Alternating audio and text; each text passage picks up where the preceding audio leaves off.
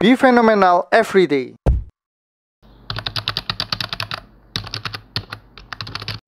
Hai guys, kali ini saya akan bahas salah satu sektor yang underperform ya, atau lagi turun terus sejak 5 tahun terakhir ya, dan di tahun 2022 ini masih belum mengalami kenaikan atau turnaround. Sektornya adalah sektor konstruksi. Nah, di tahun 2020 kemarin waktu Covid, sektor konstruksi ini memiliki kena dampaknya itu paling besar ya. Karena bisnis mereka kan menggunakan hutang, menggunakan uang pinjaman, sebagian besar seperti itu. Terus proyek-proyeknya berhenti atau mandek semua ya. Terus klien-kliennya pada minta untuk di-stop proyeknya atau bahkan mundur bayar. Nah, sehingga hal itu membuat pukulan yang luar biasa untuk sektor konstruksi. Tercermin juga dari labanya yang mengalami drop itu sangat signifikan. Kompak di semua emiten ya. Di semua emiten yang ada di IHSG itu sektor konstruksi kemarin 2020 itu labanya hancur-hancurannya. Nah, bicara tentang sektor konstruksi ini, mengapa kok saya angkat? Karena sepengalaman saya biasanya kalau ada suatu sektor yang sedang tertekan, itu dia akan mengalami kenaikan atau turnaround di suatu momen. Ketika apa? Ketika sektornya pulih atau mendapat sentimen yang luar biasa. Nah, contohnya seperti apa? Seperti sektor consumer good. Kita masih ingat saham Unilever ya, yang sempat sejak kemarin itu dihajar terus ya, tinggal 3.000 sekian. Tiba-tiba dalam waktu cepat ya, itu langsung naik menyentuh level 5.000 ya. Sempat menyentuh level 5.000 dalam waktu 1 bulan. Yang artinya kenaikannya bisa mencapai 50% ya, kurang lebih. Nah, kenaikan 50% itu luar biasa besar dalam waktu 1 bulan ya. Kalau kita bisa mengembangkan portfolio kita nggak usah 50%.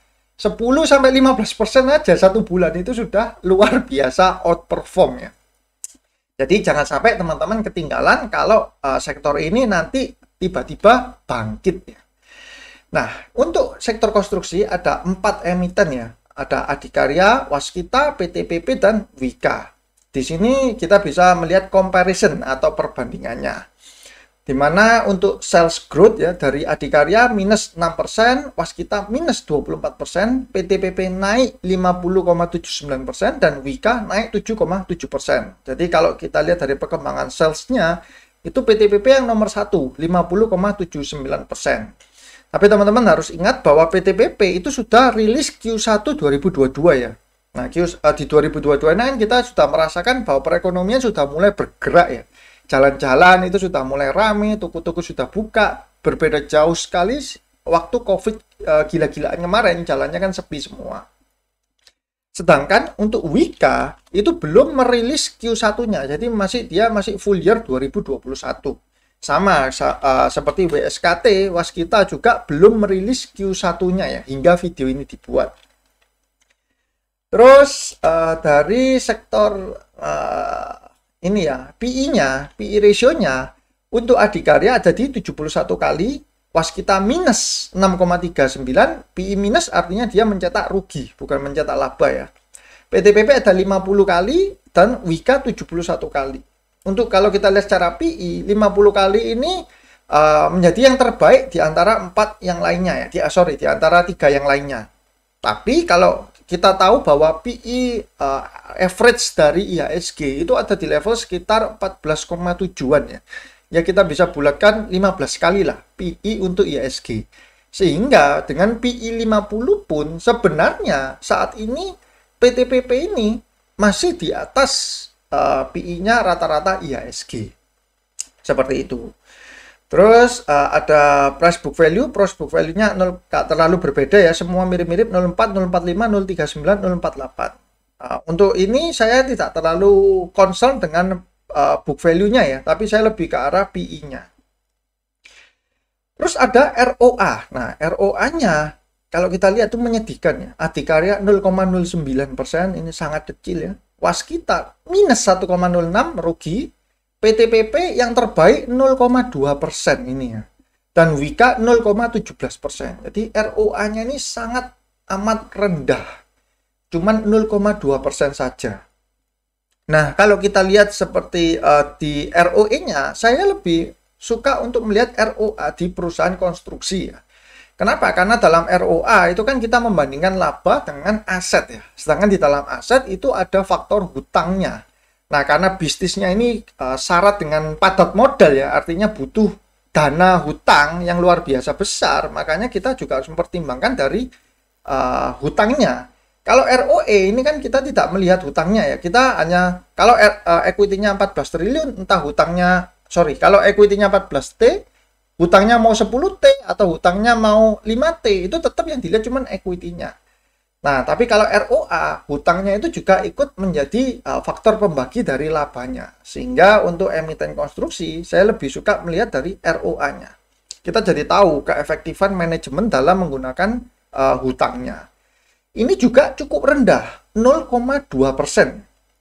Nah, ini 0,2% ini angka yang sangat rendah, jadi kalau kita melihat dari rasio-rasio ini saja, walaupun saham PTPP ya, ini saya ambil contoh, kalau dari sini kan yang terbagus kalau kita lihat adalah PTPP ya.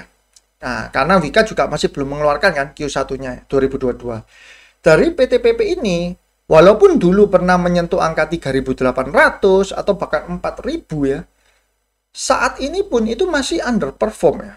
Jadi jangan teman-teman berpikiran gini, oh kalau dulu dia sahamnya pernah 4.000, maka emiten ini harganya pasti akan balik ke 4.000 lagi. Ya belum tentu. Nah, cerminannya kita bisa melihat itu paling simpel dari mana? Dari laba dan EPS-nya ini. Di 2016 ketika harganya 3.800 ini, EPS-nya itu 165, labanya 1 triliun. 2017 harganya 2640, EPS-nya profitnya 1,4T dengan EPS 234 ya. 2018 1,5T, EPS-nya 240-an, dan 2019 dia mengalami penurunan yang signifikan. EPS-nya tinggal 132 dengan net profitnya 819 miliar ya. Jadi 2019 ini titik awal penurunan tajamnya dari segi performa perusahaan. Nah, di 2022 ini kalau kita lihat EPS-nya kalau disetahunkan ya, itu masih 18 rupiah per lembar ya. Sedangkan net profitnya kalau disetahunkan itu 112 M. Nah, jadi kalau teman-teman bisa membayangkan ada investor besar masuk di perusahaan ya, tentu dia akan melihat kan performa dari perusahaan ini, labanya meningkat atau tidak ya. Bukan trader ya, tapi investor. Nah, tentu dengan seperti ini mereka nggak heran akan membuang ya barangnya, walaupun cut loss ya. Walaupun cut loss ya tetap akan dibuang karena mereka khawatir, loh ini kok terus menurun kinerja atau performa dari perusahaannya. Mereka akan mencoba untuk switch ke perusahaan yang lainnya. Jadi untuk saat ini pun PTPP sebenarnya kalau kita lihat itu masih over value. Masih over value dengan EPS yang hanya 18,16 kalau disetahunkan. Nah, terus kapan kita harus buy? Kapan kita mau untuk mulai buy saham konstruksi ini? Kan tadi ceritanya takut kalau ketinggalan misalkan sektornya rebound. Nah, strateginya yang pertama, ini kalau dari saya pribadi adalah kita jangan langsung buy di satu momen. Artinya misalkan kita siapkan dana 100 juta ya. Jangan kita langsung tembakkan 100 juta sekaligus di satu harga. Karena kita tidak tahu bottomnya dia akan ada di angka berapa penurunannya ya. Dan reboundnya juga akan kapan, itu tidak ada yang bisa tahu ya.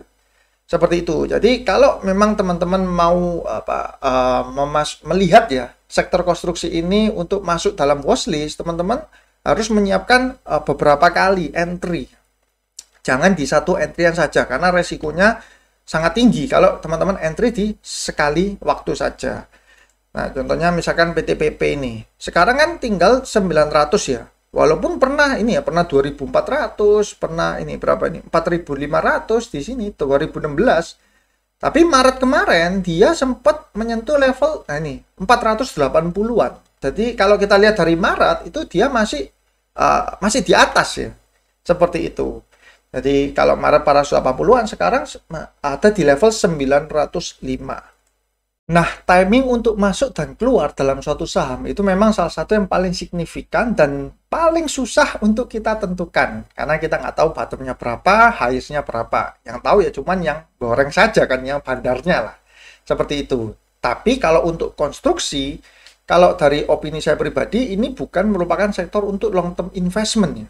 Jadi sektor yang untuk cyclical saja. Artinya kita hanya memanfaatkan momentum kalau sampai nanti ada kebangkitan secara sektoral. Oh, sektor konstruksi bangkit, kita jangan sampai kelewatan. Karena ini sektornya sudah turun selama 5 tahun terakhir. Jadi saya percaya akan ada waktu di mana konstruksi ini akan manggung kembali di IHSG. Oleh sebab itu, teman-teman yang merasa, loh sekarang harganya 900 kan sudah tergolong murah ya. Nah, teman-teman kalau memang mau masuk, jangan langsung semuanya. Misalkan bisa masuk 10% terlebih dahulu. Sambil melihat apa? Yang terpenting adalah performanya. Performa dari keuangan atau kinerja perusahaannya. Kalau memang dia sudah bisa memulihkan ya, EPS-nya teman-teman lihat sudah pulih, kemudian profitnya juga pulih, sama seperti Unilever kemarin kan. Unilever kemarin itu kan dia di Q1-nya itu mengalami kenaikan signifikan ya. Dari 1,6 triliun naik melonjak menjadi 2 triliun ya. Di mana 2 triliun ini sudah secara Q1 itu sudah di atas tahun-tahun sebelumnya. Ini teman-teman bisa melihat ya. 2016 1,5 triliun, 2017 1,9 triliun, 2018 18, 17, 18 dan tiba-tiba 2022 Q1-nya 2 triliun. Ini mengapa kok tiba-tiba banyak aliran dana itu masuk ke saham Unilever secara spontan ya. Nah, memang saham-saham yang seperti ini kalau sekali naik itu nggak aturan ya. Dia naiknya langsung. Nah, ini teman-teman bisa melihat ya. Ini dari 3.300 jerot langsung naik ke level 5.000-an. Nah, untuk emiten-emiten konstruksi sendiri juga sama. Kalau teman-teman benar-benar mau aman, nah sekarang kita lihat ya, dia kan harganya dari 1.300 tinggal 900-an ya. Tapi secara fundamental dia masih belum pulih. Ini pulihnya berapa? Kalau misalkan dia bisa kembali ya, kalau Q1-nya setara dengan yang top performanya 100 miliaran di atas 100 M, nah itu baru bisa kita katakan pulih. Nah, kita tunggu juga yang untuk Wika bagaimana ya, karena Wika Q1-nya dia berapa? Q1-nya Wika kurang lebih ada sekitar 200 M-an. Nah, kita nanti bisa lihat Q1-nya itu berapa laba yang dicetak oleh Wika, berapa juga EPS-nya. Apakah sudah mengalami pemulihan atau belum? Nah, pertanyaan kapan pulihnya ya, itu memang kita tidak tahu. Kita mesti melihat dari laporan keuangan yang diterbitkan oleh perusahaan. Kalau memang teman-teman punya koneksi ya, yang menanyakan ke bagian orang-orang pekerja di dalamnya, mungkin tuh bisa lebih bagus. Misalkan, oh sekarang ini gimana kondisinya? Apakah proyeknya sudah dapat apa aja, segala macam. Nah, itu teman-teman bisa mendapatkan info-info yang lebih update.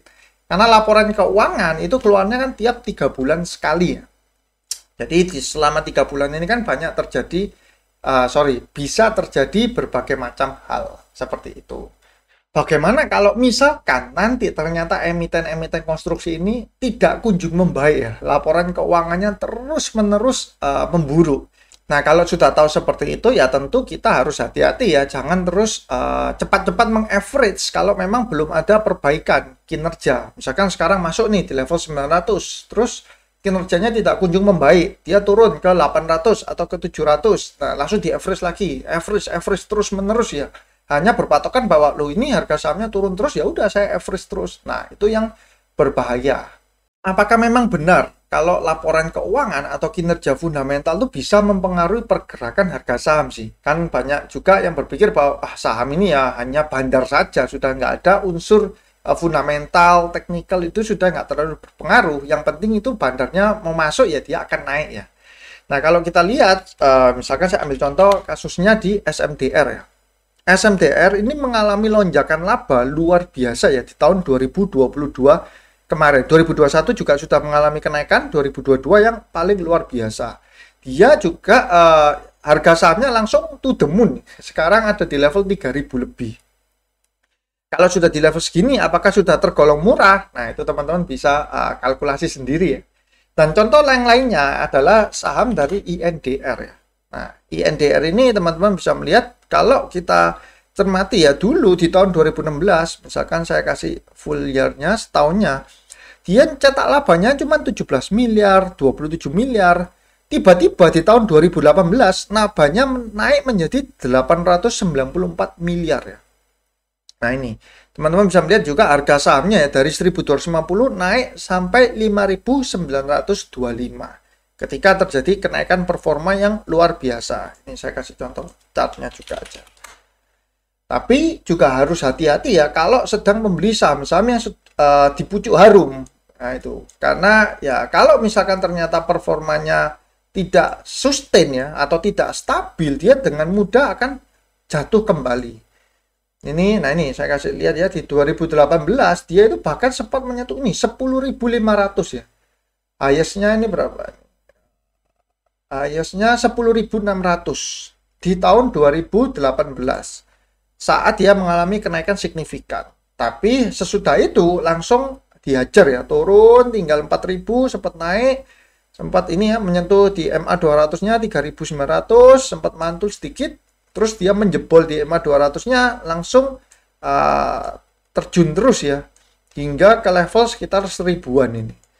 Nah, teman-teman harus hati-hati untuk saham-saham yang siklikal ya. Ketika sektornya memang lagi bagus atau performa keuangannya lagi bagus dan teman-teman bisa manfaatkan untuk naik, bukan untuk long term investment, tapi hanya untuk memanfaatkan momentum saja. Dan sekarang di tahun 2022 si INDR ini kan labanya kembali gila-gilaan. Di tahun 2022 annualized-nya di setahun kan tuh hampir 2 triliun. EPS-nya mencapai 2.980. Nih, sebelumnya 2021 yang top performanya dia aja cuma 1.800, sekarang hampir 3.000 kan. Membuat harga sahamnya juga sama, tiba-tiba terbang tinggi. Nah, sekali lagi kalau sudah seperti ini, ya teman-teman juga harus hati-hati kalau ternyata tidak sustain dan mengalami koreksi yang cukup dalam. Sama halnya dengan sektor konstruksi, kita hanya memanfaatkan momentum sektornya saja, bukan untuk hold jangka panjang ya. Karena menurut saya resikonya juga cukup besar untuk hold jangka panjang di sektor konstruksi. Oke guys, cukup sekian untuk video kali ini. Semoga dapat bermanfaat untuk teman-teman semua ya. Saya doakan semoga teman-teman sehat, sukses, dan cuan selalu. See you guys.